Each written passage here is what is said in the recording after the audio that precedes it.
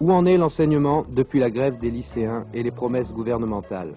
FR3 Île-de-France est allé au lycée Henri Bergson à Lilian dans l'Yonne. Il subsiste toujours des problèmes, mais on se serre les coudes.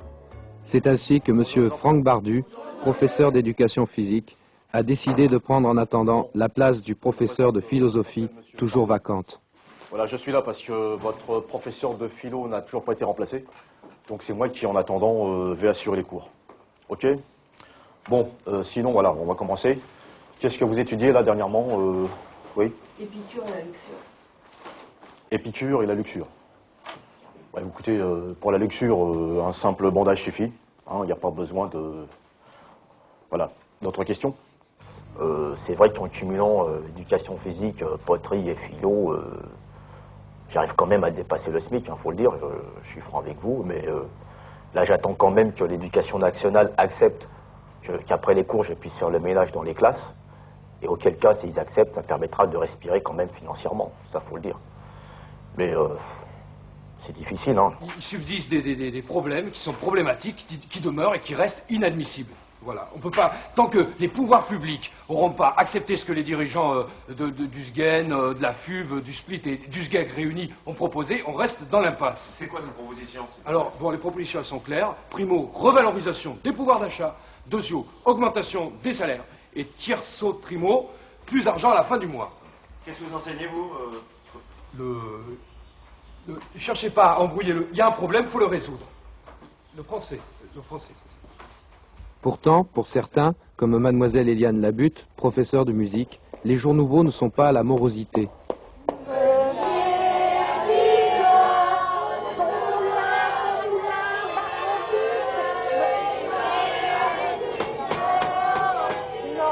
Non, ça ne va pas du tout. Chut, Isabelle, chut.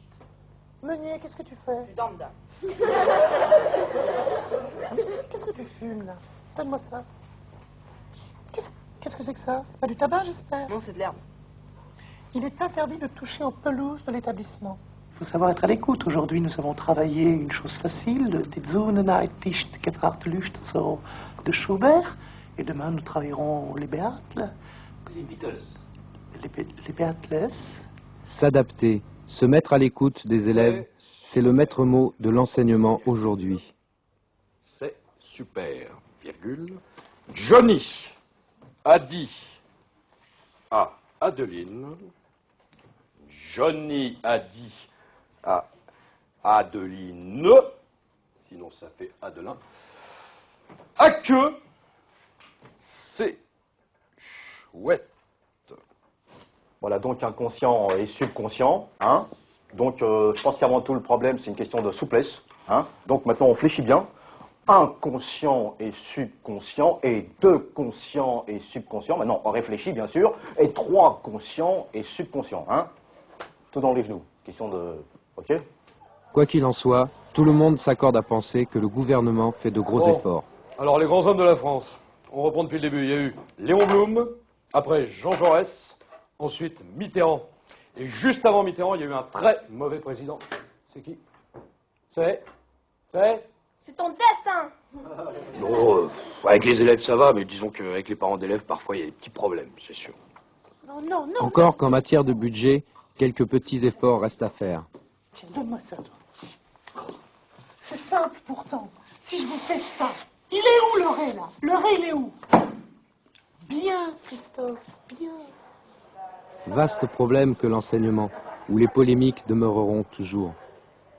Mais au fait, les élèves, les premiers intéressés, comment vivent-ils tout cela au quotidien? Je suis pas d'accord, les professeurs ils gagnent du fric et nous on a que dalle. Et même il y a des fois. Il y a des problèmes, il faut faire quelque chose. J'arrive,